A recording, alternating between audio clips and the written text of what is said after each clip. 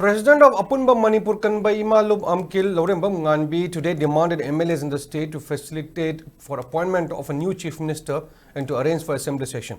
Speaking to media at the office of All Manipur Women Social Reformations Development Samaj Nupi Samaj in Lamphel Park, Lorembam Nganbi said village volunteers emerged as a savior of people as security forces failed to protect the lives and properties of people.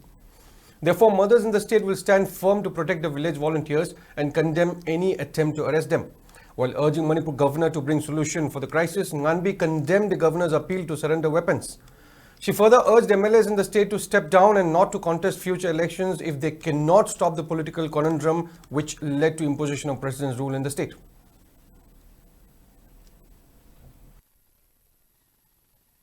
Tareni gi manung da khulai bikhala o haidana hairi bano haiba se ai khoi chap chana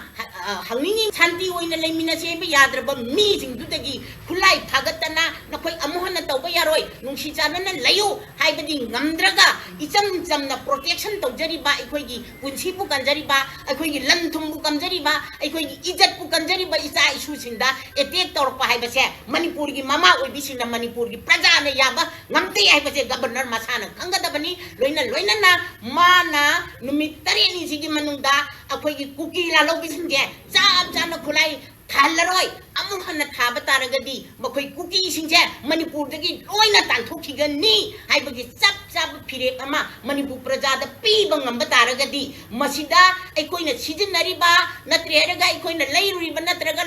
la ena haibiri ba punamak sige khulai singje mama oibi singda amamam da pukhalaga governor gi mayum da governor gi office ta thilakani haibase masi governor na khangbiyo haibasine ina thamjaningi ba